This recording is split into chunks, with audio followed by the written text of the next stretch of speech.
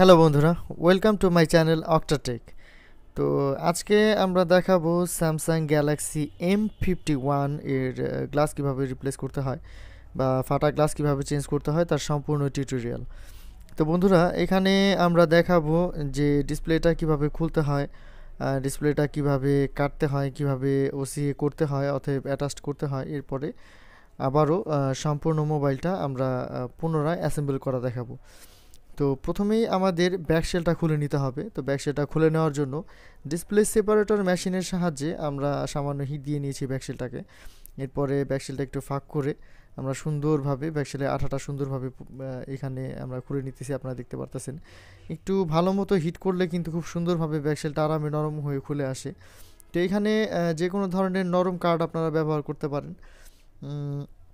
সেটা হতে পারে আপনার স্ক্রিন প্রোটেক্টরের একটা ফেলনা অংশ বা এক্সট্রা পেপার, বিভিন্ন জিনিস আপনারা এখানে ব্যবহার করতে পারেন।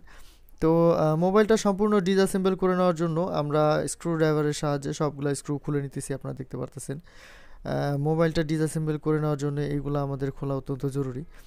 তো এই ব্যাকশেল খোলার সময়, স্ক্রু খোলার সময় বা ডিসঅ্যাসেম্বল করার সময় আপনাদের অবশ্যই একটা বিষয় মাথায় রাখতে হবে যে আপনার মোবাইলের ইন্টারনাল কোনো পার্টস বা মোবাইলের অন্য কোনো ক্ষতি যাতে না হয়। তো এটা স্যামসাং গ্যালাক্সি M51 এবং এইখানে সুপার অ্যামোলেড প্লাস ডিসপ্লেটা ব্যবহার করা হয়েছে, যেটা আসলে কাগজের মতো পাতলা ডিসপ্লে। তো আজকে আমরা দেখাবো যে কাগজের মতো পাতলা ডিসপ্লে হলেও কিভাবে আপনারা খুব সহজেই গ্লাস চেঞ্জ করতে পারবেন, খুব সহজেই গ্লাস চেঞ্জ করতে পারবেন উইদাউট এনি হেজিটেশন, কোনো ধরনের হেজিটেশন ছাড়াই। তো এই কারণে আমাদের অবশ্যই মোবাইলটাকে প্রচুর পরিমাণে হিট করে নিতে হবে। এখানে আমরা 80°C হিট করব এবং যেভাবে আমি হিট করব আপনারা ঠিক একইভাবে টিউটোরিয়ালটা ফলো করে যদি সুন্দরভাবে কাজ করার চেষ্টা করেন তাহলে আপনারা অবশ্যই খুব সুন্দরভাবে এখানে সাফল্য অর্জন করতে পারবেন। তো এখানে 80°C অন্তত পক্ষে 2-3 মিনিট হিট করে তারপরে আমাদের ডিসপ্লেটা সামান্য একটু ফাঁক করে নেওয়ার চেষ্টা করতে হবে, ফাঁকা করে নিব আমরা, যাতে একটা পাতলা কাঠ ঢুকিয়ে আমরা ডিসপ্লেটা খোলার একটা জায়গা করে নিতে পারি। তো এখানে খুবই সাবধানে আপনাদের ফাঁকাটা করে নিতে হবে, খুব বেশি চাপ দেওয়া যাবে না যে ডিসপ্লেটা নষ্ট হয়ে যায়। তো আপনারা দেখতে পারতেছেন যে এখানে কিন্তু পাতলা একটা কাঠ ঢোকানোর জায়গা আমরা করে নিছি।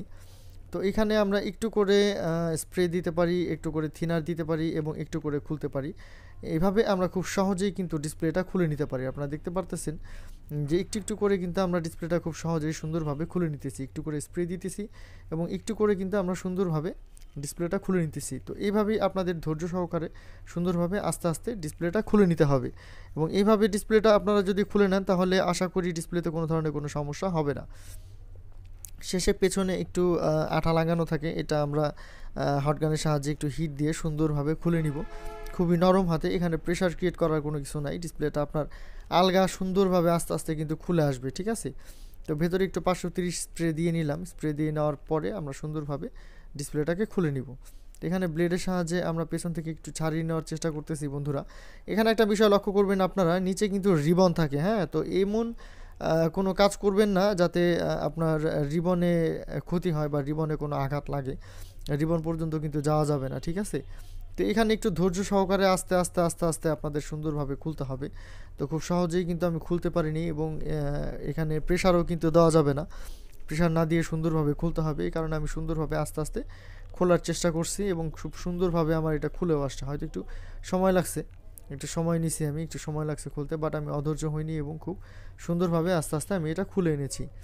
তো বন্ধুরা, এভাবে আপনারা আস্তে আস্তে ডিসপ্লেটা খুলবেন, কোনো ধরনের অধৈর্য হওয়া যাবে না, কোনো ধরনের আপনার তাড়াহুড়া করা যাবে না যাতে করে ডিসপ্লেটা নষ্ট হয়ে যায়। এখানে আস্তে আস্তে খুব সুন্দরভাবে কাজ করতে হবে এবং অবশ্যই ডিসপ্লেটা খুব সুন্দরভাবে খুলে আসবে, কোনো ধরনের তাড়াহুড়া করা যাবে না। তো এইখানে আপনাদের অবশ্যই ধৈর্যের পরীক্ষা দিতে হবে, এখানে না, যে কোনো গ্লাস চেঞ্জিংয়ের ক্ষেত্রেই আপনার অবশ্যই ধৈর্যের পরীক্ষা দিতে হবে। তো যেহেতু আমরা ডিসপ্লেটা খুলে নিয়েছি এবং ডিসপ্লেটা খুবই নরম display, that means super AMOLED plus display, এগুলা কাগজের মতো পাতলা হয়, কোনো ধরনের কোনো চার মার খাইলেই বা এদিক ওদিক হইলেই কিন্তু ডিসপ্লেগুলো নষ্ট হয়ে যায়। তো আপনারা চেষ্টা করবেন যে এটাকে আলতো হাতে কাজ করার, কোনো ধরনের চাপ যাতে না খায়। তো আমরা এখানে দেখে নিব যে ডিসপ্লেটা আসলে ভালো আছে কিনা, আমরা যে ডিসপ্লেটা খুললাম ডিসপ্লেটা ভালো আছে কিনা আমরা দেখে নিব। তো বন্ধুরা, আপনারা এই টিউটোরিয়ালের প্রত্যেকটা স্টেপ যদি ফলো করেন তাহলে অবশ্যই অবশ্যই আপনারা গ্লাস চেঞ্জ করতে পারবেন। আমি বলতেছি না যে একবারেই গ্লাস চেঞ্জ করতে পারবেন, একবারেই শিখে যাবেন, এমন কিছু না। স্টেপ বাই স্টেপ ফলো করলে ডে বাই ডে আপনার হাত আরও ইমপ্রুভ হবে এবং সুন্দরভাবে কাজ করতে আপনি সক্ষম হবেন। এমন না যে একবারে চেষ্টা করলেন একবারেই পেরে গেলেন।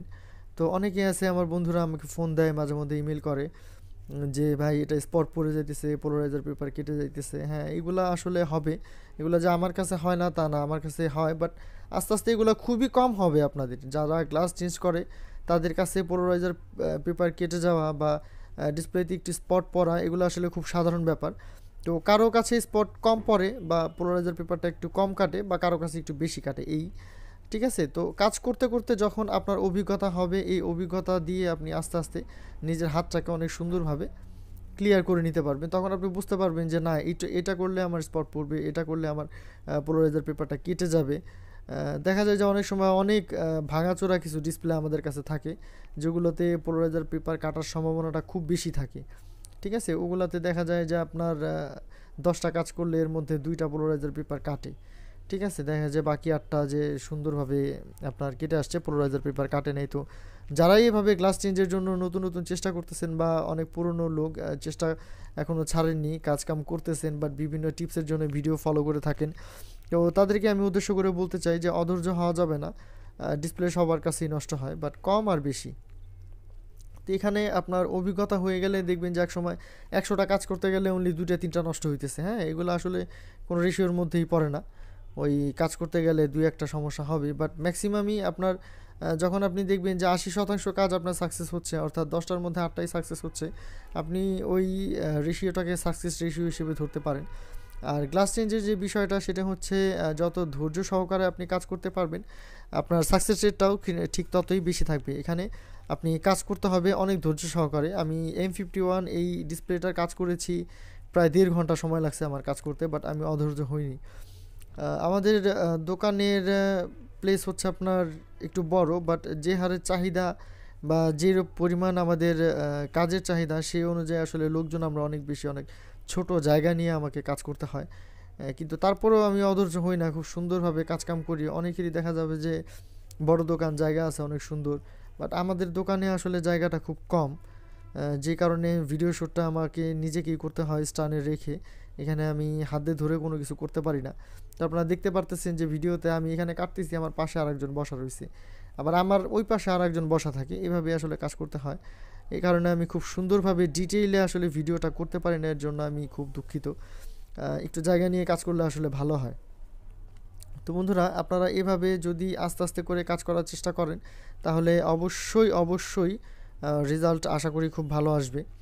তো আপনাদের দোয়ায় মোটামুটি গ্লাস চেঞ্জের কাজ প্রতিনিয়ত আমরা অনেক বেশি পরিমাণে করে থাকি। মোটামুটি মনে করেন 20টা 25টা গ্লাস চেঞ্জের কাজ আমাদের প্রতিদিনই থাকে, এবং এই চ্যানেল থেকে, ফেসবুকে যে পেজ আছে সেই পেজ থেকে অনেক কাস্টমারই আমাদের কাছে প্রতিনিয়ত আসতেছে, আমরা সেগুলোকে কাজ করে দিতেছি। নষ্ট যে হয় না একদম তা না, বাট নষ্ট হওয়ার রেশিওটা আসলে খুবই খুবই কম। 100টার মধ্যে আপনি ধরতে পারেন যে 3টা বা 4টা এরকম নষ্ট হয়, খুবই কম নষ্ট হয়। তো আমার প্রধান কাজ এটাই, গ্লাস চেঞ্জ করা। এরপরে বেশ কিছু কাজ করি, আইফোনের ব্যাকসেল চেঞ্জ করি, যে কোনো ধরনের ডিসপ্লে চেঞ্জ করি, সেটিং ফিটিং এই ধরনের কাজগুলো আমি করি, মাদারবোর্ডের কাজগুলো আমি করি না। তো এর জন্য আলাদা এক্সপার্ট আমাদের দোকানে রাখা আছে, সফটওয়্যারের কাজের জন্য আলাদা লোক রাখা আছে। তো আপনাদের কারো যদি মোবাইলে কোনো ধরনের কোনো সমস্যা থেকে থাকে, তাহলে অবশ্যই অবশ্যই আপনারা আমাদের সঙ্গে যোগাযোগ করতে পারেন। আমাদের সঙ্গে যোগাযোগের ঠিকানা অক্টোপাস ইলেকট্রনিক্স, হাফেজ বিল্ডিং, নীলটুলি, ফরিদপুর। যারা ফরিদপুরের বাইরে অবস্থান করতেছেন তারা অবশ্যই লিঙ্কে দেওয়া ডিসক্রিপশনে যে লিঙ্ক দেওয়া আছে, ফেসবুক পেজের লিঙ্ক, সেই পেজের মাধ্যমে আপনারা আমাদের সঙ্গে যোগাযোগ করতে পারেন। আপনারা আমরা কিন্তু অবশ্যই রিপ্লাই দেব, এবং আপনার যদি কোনো সাজেশনের প্রয়োজন থাকে আপনি কমেন্ট বক্সে অবশ্যই আমাকে জানাতে পারেন, আমি যথাযথ উত্তর দেওয়ার চেষ্টা করব আপনাকে। তো বন্ধুরা, আপনারা দেখতেই পারতেছেন যে ডিসপ্লেটা কিন্তু আমরা সুন্দরভাবে কেটে নিছি। যে ম্যাজিক স্পঞ্জ আছে, ম্যাজিক স্পঞ্জের সাহায্যে আমরা আস্তে আস্তে করে ডিসপ্লেটা সম্পূর্ণভাবে পরিষ্কার করে নিব। আপনারা দেখতেই পারতেছেন যে খুব সুন্দরভাবে আমি আস্তে আস্তে পরিষ্কার করতেছি। এখানে স্পিডটা একটু বাড়ায় দেখানো হয়েছে, এর জন্য আমি আন্তরিকভাবে দুঃখিত, কারণ এখানে স্পিড যদি আমি একদম নর্মাল রাখি তাহলে ভিডিওর লেন্থ অনেক বড় হয়ে যাবে। আমি চাচ্ছিলাম না যে ভিডিওটা খুব বড় হোক। তো আপনারা দেখতে পারতেছেন যে এইভাবে আস্তে আস্তে খুব নরম হাতে কিন্তু ডিসপ্লেটা পরিষ্কার করতে হবে, এবং আমরা এখানে ওসি পেপার সহ যেই গ্লাসগুলো আছে সেই গ্লাসগুলো আমরা ব্যবহার করব। যেহেতু এটা একটা super AMOLED plus display, whole পাঞ্চের ওই জায়গাটা সম্পূর্ণই ফাঁকা থাকে, যার কারণে আমাদের অবশ্যই এখানে ওসি পেপার সহ যে গ্লাসগুলো পাওয়া যায় সেই গ্লাসগুলো আমাদের ব্যবহার করতে হবে, ঠিক আছে। তো এখানে আপনারা দেখতে পারতেছেন যে ডিসপ্লেটা আমি বসাই দিলাম, এরপরে হচ্ছে ডিসপ্লেটা আমরা মেশিনের মধ্যে দিয়ে দিব, যাতে করে মেশিনের মধ্যে সুন্দরভাবে পাঞ্চ হয়ে আসতে পারে ডিসপ্লেটা। তো বন্ধুরা এখানে আমরা মেশিনের মধ্যে ডিসপ্লেটা দিয়ে দিলাম। বন্ধুরা আপনারা দেখতে পাচ্ছেন যে মেশিনের মধ্যে ডিসপ্লেটা কিন্তু পাঞ্চ করা হয়ে গেছে। এখন আমরা বাবল রিমুভারের মধ্যে দিব, যে হালকা ফুলকা ছোটোখাটো বাবল আছে সেই বাবলগুলো যাতে মেশিনের মধ্যে থেকে রিমুভ হয়ে চলে আসে। তো বন্ধুরা আপনারা দেখতে পারতেছেন যে ডিসপ্লে কিন্তু একদম ফ্রেশ, খুব সুন্দরভাবে বাবল রিমুভ হয়ে গেছে, এক ফোঁটা বাবল নাই। তো এই মুহূর্তে আমরা আবারও মোবাইলটা অ্যাসেম্বল করে দিব। তো বন্ধুরা এখানে যারা মোবাইল সার্ভিসিং করাতে ইচ্ছুক তারা অবশ্যই তাদের প্রয়োজনীয় মডেল সার্ভিসিং করা দেখে তাদের অবশ্যই একটু নলেজ বাড়াতে পারেন বা বুঝতে চেষ্টা করতে পারেন যে আমার মোবাইলের মধ্যে কি কি আছে, কিভাবে কি কাজ করলে কি হবে, এই ধরনের নলেজ আপনারা নিতে পারেন। আর আমার ভাই বন্ধুরা যারা আছেন, যারা নতুন নতুন মোবাইল সার্ভিসিং শিখতেছেন, নতুন নতুন আপনার গ্লাস চেঞ্জ করা শিখতেছেন, তারা আমার টিউটোরিয়াল থেকে অনেক সাপোর্ট নিতে পারবেন। আমি এখানে যতদূর সম্ভব সাপোর্ট দেওয়ার চেষ্টা করি। ডিটেলে অনেক ভিডিওই বানাইতে পারি না আমি, যেমন ধরেন আপনার পোলারাইজার পেপার চেঞ্জ করার যে ভিডিওটা, আইপিএসে পোলারাইজার পেপার চেঞ্জ করা, অ্যামোলেডের পোলারাইজার পেপার চেঞ্জ করা, বা বিভিন্ন টিপস অ্যান্ড ট্রিক্স, আর অনেক কিছুই আসলে বানানো সম্ভব, বাট এগুলো সময়ের অভাবে আমি বানাইতে পারি না। আমি এর জন্য আন্তরিকভাবে দুঃখিত। আমি চেষ্টা করব ভবিষ্যতে এই ধরনের টিউটোরিয়াল আনার জন্য। তো আপনারা দেখতে পারতেছেন যে ডিসপ্লেটা কিন্তু আমরা সুন্দরভাবে ফিটিং করে দিছি। আপনার পুরো মোবাইলটা অ্যাসেম্বলি করার প্রক্রিয়াটা চলতেছে। তো এই ডিসপ্লেগুলো কিন্তু খুবই পাতলা হয়, একদমই কাগজের মতো পাতলা, বাট এখানে আসলে ভয় পাওয়ার মতো কিছুই নাই। আমরা নর্মাল ডিসপ্লেগুলো যেভাবে কাজ করি এই ডিসপ্লেগুলোও ঠিক একইভাবে কাজ করা সম্ভব। তো এই ডিসপ্লেগুলোতে একটু চাপ কম দিতে হয়, দেখা গেছে একটু প্রেশার কম দিতে হয়, বাট এই ডিসপ্লেগুলো কিন্তু যতটা নরম আমরা মনে করি আসলে অতটা নরম না, মোটামুটি ভালো স্ট্রং ডিসপ্লে, সহজে আসলে নষ্ট হয় না, ঠিক আছে। এই ডিসপ্লেগুলো সাধারণত নষ্ট হয় রিবন থেকে, রিবন ছেড়ে দেওয়ার কারণে নষ্ট হয়, বাট এই ডিসপ্লে ভাঙার ভয় আসলে খুবই কম, যেহেতু কাগজের মতো পাতলা, আপনারা বুঝতেই পারতেছেন। তো এটা আসলে ভাঙবে কীভাবে, ভাঙার রিস্ক আসলে খুবই কম, ঠিক আছে। কাটলেও দেখা যায় যে খুব সুন্দরভাবে এটা কাজ করে। তো এখানে আমরা পেছনে পানি কালারের আঠাটা ব্যবহার করব। আপনারা এখানে আপার শেলের ওপরে কিন্তু অনেক এন্টেনার যেই পেপারগুলো আছে এগুলো কিন্তু ফলো করতেছেন, যে এগুলোর উপর দিয়ে কিন্তু আঠা মারা যাবে না। এন্টেনারে যে পেপারগুলো আছে এই পেপারগুলোর উপর দিয়ে যদি আপনারা আঠা মারেন তাহলে কিন্তু অবশ্যই পরবর্তীতে যদি কোনো প্রবলেম হয় মোবাইলে এবং এই পেপার যদি খুলতে হয়, হ্যাঁ, সেক্ষেত্রে কিন্তু দেখা যাবে যে আপনার ওই নেটওয়ার্ক পাবে না, ওই পেপারটার জন্য নেটওয়ার্ক পাবে না। এই কারণে আপনারা ওইখানে